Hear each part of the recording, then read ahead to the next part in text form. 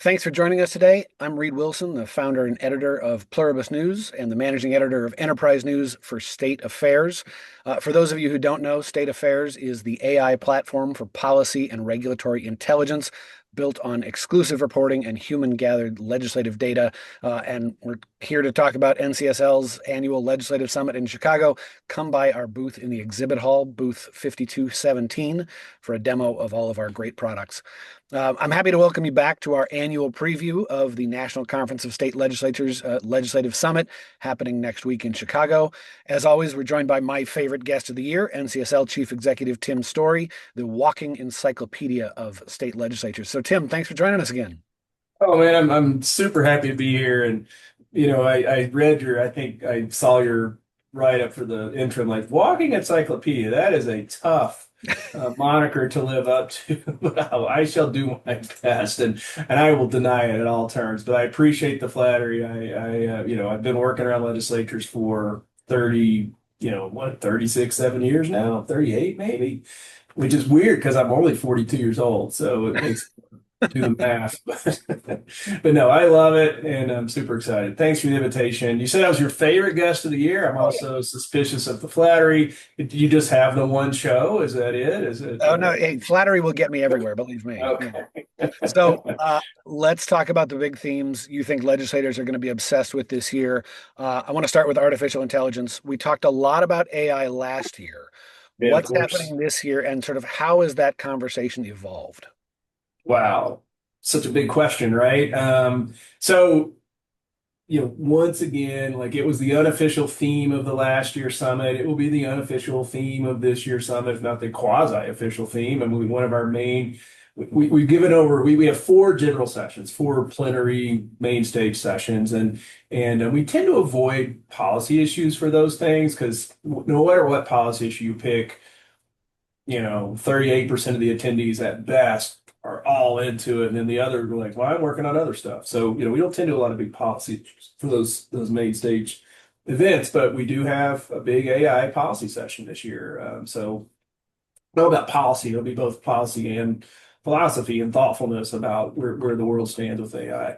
So having said that, yes, I mean we just have to dispense with it. It is continues to be the issue do año, the issue of the year that has been. I don't know what the Italian or Spanish or French word is for decade, but maybe that's what I should imply. The We will cover it from every angle. There are at least a dozen sessions on it, and I say a dozen. There's probably seven or eight that are explicitly about it, and then it comes into play in another two or three.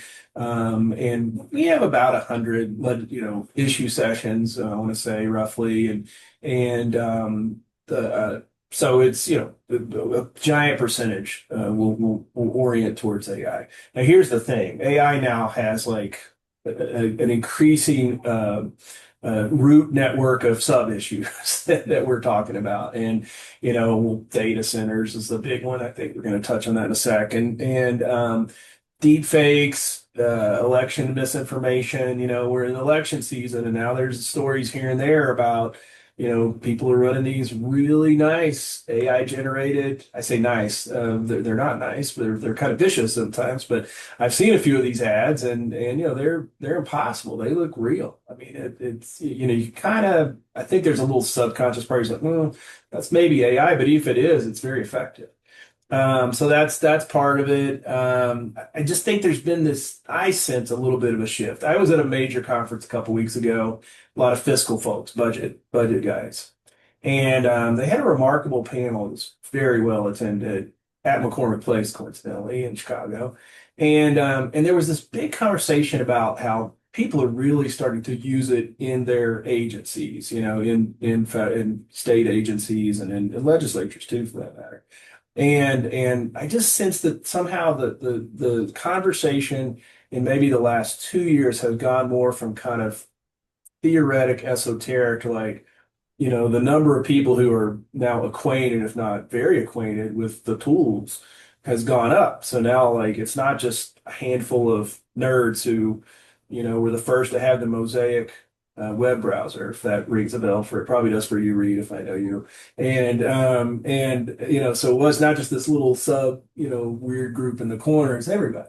It's taken hold of everybody. So now I think more of the conversation is around usage. I mean, there are policy implications about protecting the public and resource allocation and those kind of things, jobs, workforce. All of them will be discussed. All of them have had hundreds of bills introduced, so there's been a whole lot. And some major pieces of legislation. I mean, Illinois just passed with, I think, very strong bipartisan vote, a major AI package that kind of mirrored what California and New York have done. And so you're like, okay, those are three big blue states, but these have been passing with strong bipartisan support. Regulations on some of the models that the big AI companies have. So that's going to get a ton of attention. And well, I'll stop there. I'll move quickly to whatever you're. Yeah. So you touched on data centers there, and I think it's so interesting that so much of the conversation that I hear from lawmakers when I talk to them is about that infrastructure of AI and data centers. They've become such a flashpoint. I've never seen public opinion change so quickly on such a specific issue. Do you expect a lot of conversation about data centers? Totally. I mean, I appreciate their qualification that you've never seen that because I think that's true for me too. And we've both been in this world for a long time, and one, data centers is an energy issue, right? And the energy is always a big issue. Has been, states are very strategic about long range plans, middle range plans, usage, what's on the drawing board, what's in the design phase, and how they're going to satisfy future energy needs, grid issues. So now all of this is coming into play, and now you've got this like ginormous. I mean, when you look at the numbers, it's really an incredible, unpredicted surge in the need for energy, and so. So states, immediately like, oh man, we got to come up with this energy. We got to fund these data centers. Like, where do you locate them? You got to put them near cheap energy sources, that kind of thing. And so there was this pretty quick move of, well, let's do incentives. Let's attract these data centers because it could be jobs and it gives us an advantage in all kinds of ways. And then, a lot of NIMBY folks are like, I don't want this. It's going to drive up my energy bills and these kind of things. And of course, there's legislative parameters that address some of those cost issues. But from a public perspective, you're right. And I was thinking about this in sort of a meta sense that I think it's really just inherent in AI. When issues come along, in my experience, they percolate for some amount of time. Maybe something crystallizes the mind of the public and there's a court case or something and then legislatures aren't even in session and then they come in 6 months later and then they set up study committees and it percolates. But the pace of change with AI on society, it's really difficult for policy to keep up. And let's also recognize that the federal government has done essentially nothing on this, and we could debate all day about what's the role for them or not. But one thing I can tell you, that the outlook for federal action continues to be not very likely. So this data centers thing, right? So you're a politician, you're a policymaker, and you're sitting there like, oh wow, we got this big issue, we got to deal with this, but you don't really have time to kind of go and talk to people and let it become real what we're talking about. So your intentions are good, we're going to do this. And then before you know it, the conversation is flipped because this thing moves so darn fast. Also, the nature of how people get information. So a few viral videos and suddenly everybody's outraged. And so, yeah, it's had a major impact. I mean, just ask President Stuart Adams, the Senate president in Utah. By all accounts, this cost him his seat. He's I think he's a terrific leader. I've gotten to know him, and now he's in a primary election that probably had not concerned him until it started to really realize like, oh wow, there's something afoot, and it was this issue. So yeah, public opinion has changed. Hard to say, what is public opinion because it's sort of based on like the last video they saw on Facebook. Yeah. But you're right. You're right. I would agree with you. It's interesting to me. I had a pollster tell me that that the public has flipped so much on data centers because they are the physical manifestation of AI. If you can't see an AI system, chatbot, whatever, that big ugly building down the street is what you get mad at. So, So you but lost your job or didn't get a job because of yeah. it, right? And that's still a pretty small number. Mhm. So yeah, I think that makes a ton of sense. Yeah. Speaking of issues that percolate for a lot longer, housing is always a huge conversation, right? I mean, and we've seen some really big legislative packages in your home state in Colorado, in Oregon and Washington, Florida, places like that. What are lawmakers talking about in terms of housing? What do they want to know? Well, again, I'm going to sort of draw back to my level. We NCSL has experts who can go really deep on the specifics of legislation and all that, and I'm certainly aware of these things. I thought about pulling the lens out a little bit and thinking about this that at any given time, there's a crisis. No, at any given time in the states, there are three crises.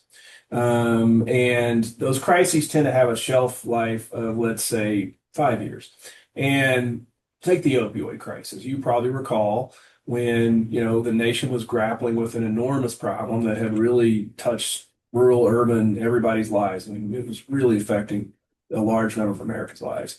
And it was dubbed the opioid crisis, because it was, right? And then I would say maybe making this up, 3 years ago, we have the housing crisis. It elevated from we got a problem, it's economics, supply and demand, affordability, and we got to do something. And so we have a housing crisis. And, it's been on the top list for a handful of years now. And now I think what you're seeing is that more than a handful of states have been proactive and they've, zoning issues, regulatory issues to streamline things, legal issues about, putting projects on hold, more multifamily dwellings in certain places, incentives for home builders, programs to give access to more capital for first-time buyers in a market where they're just completely priced out. So the states that have done that are seeing relief. You can see it. That you can see it in the real estate data. There are pockets, where the housing crisis is starting to ebb. So I think we're at that point in the crisis arc where we may be about to tip over, and the states that haven't acted, the pressure is just going to build, and they're going to see they've got a lot of examples. They don't have to be the first one out to say, "Oh, what are we going to do?" And so again, it'll be a big topic of conversation, but I don't think it's one where you've got 40 of the states or legislators and legislative staff from 40 states or 45 states who are like, boy, this is a big problem. Not to say it's not a problem and a big deal in certain places, but you've now got a lot of examples of what your colleagues have done. Great reason to go to the NCSL Summit, right? We've dealt with this, we haven't dealt with that. You guys did this. What are you finding in the or implementation days? So I don't know is AI a crisis? No, but it is certainly the dominant issue of the day. So I don't know what the other. I mean, I could tell you some crises, but there's always three crises, maybe four. And it's not to diminish that they aren't legitimate crises, but things consume the conversation in legislatures because they need to be addressed. They are problems that have elevated to this. Legislatures, when you get something big like that, it's not like the easy stuff is easy. We're not asking to solve easy problems. If there was an easy solution, it'd be done. So something that elevates to a statewide, affecting many constituents, many interests. Those are the hardest things, and they take time, and they take committee work, and they take study committee work, interim committee work. So I think we're moving at that point on the housing crisis. Yeah, yeah. And I gotta say, I love those moments at NCSL when you see one lawmaker sort of lean over to the other and say, "So what are you guys doing?" Or "How did that work for you?" Or something like that. Can you send me that bill? Yeah, yeah, Yeah, those are the moments that make NCSL special. So, yeah. That's what it's uh, about. By the way, for our audience, we've got the chat open. If you've got any questions for Tim, feel free to drop them in there, and I'll ask them. A lot of lawmakers I talked to last year at the legislative summit were really concerned about the state-federal relationship in the first year of the Trump administration, and I got to say that extended to Republicans too, who didn't like the way they were being treated by the White House. How have you seen that relationship change in year two? I don't peg it necessarily to this White House. It really does vary by administration. Every administration has a way of peaking the states, there's some entropy law that about them expanding power, and it is not a partisan thing per se. But yeah, we are in an era where I need another word besides crisis because it's not like a crisis of federalism, but there is it just is moving on we're on the front side of that curve of dealing with the relationship between the state and federal governments, and when it reaches little breaking points, and there is a cycle of federalism initiatives in this country. I feel like the discussion is it's not fever pitch, but it's gotten noisy in the last 18 months, 24 months. And so it will be a major topic of conversation in our meeting. We have sub projects going on it, and it's an exploration of like what are the tools of the states. And because it is, the federal government clearly has, there's fiscal federalism, there's, coercive federalism. I mean, they have the tools to get states to do what they want in some ways to a point. And then the legislatures have a handful of tools in their pocket too, or the states, I should say. But in many cases, the legislatures, strangely, the Constitution is explicit that not the states have to amend the Constitution, but the legislatures have to amend the Constitution. The legislatures could, in theory, call a constitutional convention, something they've never done. Has always been sort of the domain of, kind of the strange marginal conversations. But man, I'm seeing it creep into like normal conversations. And so I think there's an extraordinary frustration. I wish I had a tool to measure that, to gauge it, but other than just like my anecdotal sense of the world, which is a pretty inaccurate tool, but that tool tells me that it's reaching a more fevered conversation, and it is bipartisan. There's some bipartisan agreement on specific issues. The federal government's looking at a rule now that would give tremendous discretion to political appointees in the White House and OMB around grants, including grants to states. States would prefer, and this is bipartisan, that there are rules that insulate kind of just the mechanics of, funding for programs, not just be subject to the whims of this administration or that administration. You may like this rule right now particularly if you're Republican. You may say, oh, well, I like that. Oh, I want my guy to determine that. Well, my experience tells me that the same party doesn't hold the White House every year, every 4 years, that it will change. So if you're the GOP, whether or not you think it's going to happen, someday there will be a Democrat back in the White House. So whatever these tools of expanded executive authority, you're giving them not just to this president, you're giving to all presidents. So yeah, it's a big topic. Yeah. Okay. Last issue I want to talk about here, and I know it's a bit of a heavy one, but I want to talk about legislator safety. The Hmm. threats and acts of violence against lawmakers are increasing. And there's at least one panel in NCSL talking about safety. What are states doing about lawmaker safety? And do you worry that these threats and violence are going to chase away good public servants? I'll take that question first because it's just in Okay. my mind. I think it totally is having an effect. Not to say that the people that come in versus the ones who left are not good public servants per se. But yeah, I think it's hard to recruit for the legislature. You talk to leaders to get the right kinds of people. And then there's this weird dynamic. I don't mean to take us off on a tangent, but sometimes the person that can win the district isn't necessarily the one you want representing the district. Something, if you're the legislator, if you're the leader, the party leader is trying to recruit the team. So no, it's gotten harder, and the sacrifice is substantial. Now, not everybody. There's a bit of a bell curve in a legislature. There's folks who are just kind of doing the basics. They show up, they vote. But the other two-thirds, man, it is a very consuming job. And then they have other jobs. And then you layer on something like this, like the public climate, whether it's, you can never look at your social media feed or your email because whether it's the bots or real humans or whatever, flooding it with just vitriol that's, beyond disgusting and awful. So yeah, I do worry about that. And I've seen some examples of, I literally know people who have said, I can't do it, I'm out. And, good people. Now, the person came behind them, not as good, I don't know. But it's a troubling development. There has been a great deal of work, mostly off out of the papers, behind the scenes, not in the headlines, to deal with this issue since the horrific assassination of Melissa Hortman and her husband, and the attack on the senator and everything in Minnesota. That, of course, was hopefully the lowest point we'll ever reach in this discussion. And but legislators across the board, NCSL. And we got a very generous grant that we're now distributing to legislatures to help them, purchase home security systems and these kinds of things. So the legislatures have,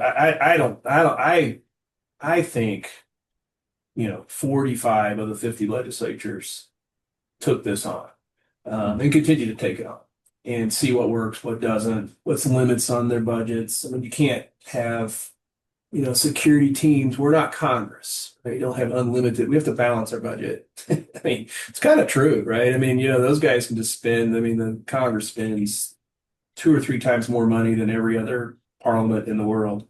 Their staff is 3 times bigger than every parliament in the world. Legislators don't have that kind of just unlimited spending. Like, oh, we'll just put a security team at everybody's event and house and all that. Yeah. So they have to be more targeted and logical about it. But no, it remains a major issue for those of you coming to the legislative summit. We've increased security. We require more, ID checks. You got to show your ID to get your registration. We're scrutinizing that. We've got, the classic sort of undercover folks walking around, security people. We used not to do that. Now we do. So everybody's thought of that. Yeah. Yeah, I've noticed security increased at most conferences these days. But Yeah. all right, let's talk about the fun stuff around Chicago. NCSL always has That's fun. It's all fun, but yes. legislator safety is a little heavy, but No, true to that. So NCSL always has great main stage presenters. Who are some of the speakers that you're most excited about this year? Well, I mean, it is the Jeffrey Hinton, who is the godfather of AI. His dissertation in university in Britain, I can't remember what school he went to, but was on Cambridge or Oxford, I can't remember, but one of the big deals. But it was about AI and like how that you could have a computer version of a neural network. Mm-hmm. And this was in the 70s. So he just sort of gets credited for one of the first people to start writing about it, experimenting on it, and eventually goes to work for Google. He wins the Nobel Prize in physics. But he's certainly a very thoughtful voice with a tremendous amount of experience. So I think he'll be very provocative. We've kind of got it set up in a neat way. We've got 2 legislators who are going to kind of interview him, who have both been deeply involved in the one from California, one from Utah, who's a Republican or Democrat, who've been deeply involved in the issues. It won't get too wonky on the policy side of stuff, but just a lot of questions. I'm sure he gets asked all, what's it going to look like in a year? What 3 years? But he is for another very archaic reference for younger people. He's the E.F. Hutton of this stuff. You got to listen to what he's saying because he's got a perspective and an overview. And then the others. I'm just excited about all of them. They're different. They're very different. So we have one on the 250th anniversary. It's going to be, Frank, it's going to be fun. It's meant to be fun. It's going to be kind of storytelling, we hope this is the one audience that will care about the role of states and the legislatures in the birth of the United States, which it is tremendously outsized. Most people don't fully appreciate that. We kind of want to tell them, like, look, you guys are part of this institution, that this whole the United States would not exist were it not for these colonial legislatures and that. I mean, look, they borrowed the building from Pennsylvania. They wouldn't have had a place to meet if it wasn't for the Pennsylvania General Legislature. Um, both to write the Constitution and the Declaration of Independence. So yeah, we want to just have some fun with that and remind people of kind of the cool connections and hopefully do it in an entertaining way. We have NCSL's he directs our leaders program. His name's Kurt Studdard. He's spoken before. He's got a I guarantee like an enthralling, it will knock your socks off conversation about building bridges. And then that segues into another session, which is this whole question of how do we disagree better. It's been an initiative by NGA and some governors for a couple of 3 years, and so we've got a couple of governors going to talk about that, and a couple of key legislative leaders. Certainly Governor Pritzker, very convenient for him to show up and help be part of this conversation, and Governor Stitt from Oklahoma, a Republican, who's made this a major initiative of his with NGA. I'm not super keen on giving the legislative stage over to a couple governors. So we will have two legislative leader heavyweights there as well. So the Speaker of the House in Ohio, Matt Huffman, and the Speaker of the House in Pennsylvania, Joanna McClinton. So it'll be, I think, an engaging conversation about how we disagree better, guys. And what we know is that most legislators get this; they understand it, but comes at them in all directions, and kind of tips, tricks for doing that. Moderated by Sue Uran, who's the head of Pew Charitable Trust, who's also put a lot of thought and work into this stuff. And then a few fun things along the way. We're gonna have a little improv thing because we're in Chicago that'll kind of get peppered in there and just surprises. We like to have little Easter eggs hidden in the general sessions. And then, of course, we have the party lunches for partisans. So not everyone is able to attend those, but they kind of have some interesting speakers. We have the what am I trying to say? The Secretary Buttigieg from Secretary of Transportation. We'll be speaking to the Democrats, and then Rachel Campos Duffy. I think I got it right, their first name right.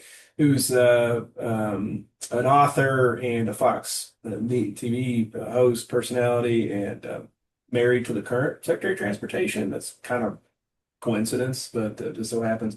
So those are always kind of interesting and buzzy. And then the evening events are fantastic. Chicago or Illinois, essentially sort of owns the social events. The host state typically does that. We do a lot of work. It's very much a joint operation, but Field Museum reception, just a neat place to gather and figure we're going to go to dinner because, there are like thousands of great restaurants in Chicago. If you can't find a good place to eat, you might have a problem. By the way, you should make your reservations now. If you're on this and you're thinking about how do I, master this, get your restaurant reservations now because it's going to be busy. So Yeah, yeah. that I cover. remember the last time NCSL was in Chicago. I remember that Field Museum event, and Yeah, I remember standing under the Sue the dinosaur, right? The T-Rex. yeah, yeah. Famous. It's Yeah. an incredible thing. It was the Terracotta Warriors back then. I That remember was the those. side exhibit, and this year there's a big Pokemon exhibit, but we don't have access to it, so you'll have to at the reception. It's not part of our reception package, but everything else in the museum. But yeah, if you want to go see the Pokemon and do your Pokemon Go, grab some Pokemon, you got to go a different time. No, too bad. But everybody should go see Sue, Dev, Sue the dinosaur. Well, I understand NCSL is going to roll out something called Nora next week. Tell us about oh yeah, what can you yeah, tell yeah. us about Nora? It's our AI search tool. The for our website. Our website is maybe too big. We we debate this all the time. We have so much information. Our philosophy has always been information should be free in the world and out there. So, we put just about everything on our website under the notion of we want people to have good stuff, good facts from a reliable source, from a brand they can trust. That's what we know NCSL is. So, so we put so much on there, and then like now you can use this AI. It's a tool that's designed just for our website, and you can go in and tell me how many states do this, and it'll go find specific stuff. It'll link you to the charts and the data and the points, and it's a real challenge. So much of our research work is funded by private, by foundations and sponsors who believe in good data and policy information for states, especially from nonpartisan sources who aren't trying to spin the facts. And we just put it on the web, and so a lot of our information lives out there and is key to decision making, but no one ever knows it's our information. And so we just acknowledge that and just keep putting good stuff out there, knowing that it's getting used a lot. But we could the only thing we get kind of know is we can do the IP addresses and look, geocode them, and we see these like giant bulbs over every state capital. So we Yeah. know that they're hitting our website a lot. That's great. That's great. All right. The question I ask you every year, you're going to have thousands of attendees, a lot of them coming for their first sessions. There are dozens of panels every day. I know that I'm torn between about 6 different panels all happening at the same time. Give us your advice. How do you do NCSL well, whether you're a lawmaker, a legislative staffer? How do you do this right? Yeah, I mean, so we're looking at well over 7,500 attendees, 7,500. It'll be our largest meeting ever in an election year, an odd number year. There are elections in the even number year. There are elections in the odd number years, but so yeah, it's big. Right? It's a big meeting. Well over 1,000 legislators. Probably well over 1,100 legislators. Well over 1,200 legislative staff. So there's just a lot of policy geeks there. So it's big, and I hate it in some ways because I like people to connect, and you don't want a big meeting to feel big. So we take great pains to make it accessible and all this. So my number one suggestion is talk to the people. If you have to take a shuttle, which you probably will at some point. So there's I think we're doing shuttles to the closing event at Navy Pier. So for sure, hopefully you'll be up there. You want to make the best of it. Talk to people. Tell them where you're from. What do you do? And the exhibit hall. So the biggest, I think it might be the biggest exhibit hall ever, just because we have the space. It's bigger than Boston last year. So go in the exhibit hall. It's just crazy. It's this whirlpool of ideas and strange booths next to each other. I've been to a lot of exhibit halls, and I was in one recently, and like, man, every booth was the same, like, the same thing. Not at the NCSL exhibit hall. I believe one of my favorite sessions, I would say, because it's by a friend of mine who I think is fantastic, but John Medina, the neuroscientist, is doing a session on revenge and how the brain works, how neuroscience draws us to revenge, and how to check that sometimes. So, find a couple of those sessions, just look compelling, that have nothing to do with whatever your lane is. I'm on the criminal justice committee, the health and human services committee.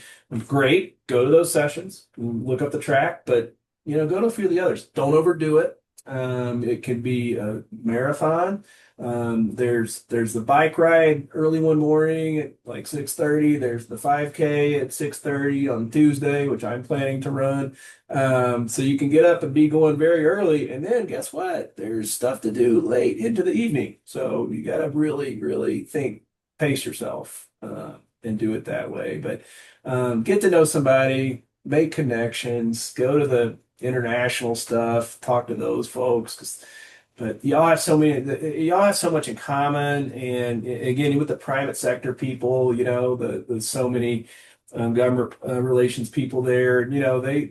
They're professionals. They'll say, "Well, tell me about your thing." Well, why? Tell me about the other side. Yeah, that's a great question. Do that. Yeah, yeah. I have to say, I always appreciate NCSL's policy staff all year round. They're so helpful to us when we have policy questions. They produce great research. They give us a lot of story ideas. But take a moment to give a shout out to the events folks. I mean, how much work goes into the Legislative Summit every year? You have no idea. Reed, I appreciate you throwing that out there. Right? And we have, so many different kinds of staff, right? I mean, the people who are the experts, our state fed team, man. I mean, they have to track so much that's going on. It's they punch way above their numbers on this stuff, and but that daunts me too. Like get involved in the policy process if you're a legislator, and even if you're not, like go check it out. Come to the business meeting where we're voting on these policies. But yeah, our team is incredible, and there's just nothing that rattles us. I mean, we know that there will be three crises. There will be three lightning bolts from Zeus, having just seen the movie, and we'll have to deal with them, and we'll just keep rolling, and we'll manage it. And the team, especially the logistics team, the meetings team, the registration team. I mean, they're all so good at that. And but I would implore you or encourage you to say thank you to those folks. If you see that, I think our badges, our staff badges are gray. I want to say every group has their own color badge. Say thank you to those gray badge people. Yeah, they're good. They're good folks. So, Thanks, all right. Reed. I appreciate you saying that. Tim Storey, the chief executive of the National Conference of State Legislatures, and next week, the mayor of the Chicago Convention Center. No, don't put that on me, man. Not the city as a whole, just I the got a great team. I will be the complaint department. So if you have a okay. problem, come see me and I'll do what I can. But no, the team is phenomenal. All right. Well, thanks as always for joining us. We really appreciate your time, and I'll see you next week in Chicago. Appreciate it, So Reed. Bye thanks to bye. everybody for listening. Come visit our booth in Chicago and say hello. Check out the State Affairs platform and stop any of us in the halls if you see us. And a brief plug for the two panels that I'm moderating. Join me on Monday at 10:45 in room W179 for a conversation on the rise of prediction markets. And join me and the State Affairs team on Wednesday at 10 a.m. for a panel on entrepreneurship, and that's near our booth in the exhibit hall. So thanks everybody for joining us. We really appreciate it. I'm Reed Wilson. I hope I'll see you in Chicago. See you, Tim. Thanks.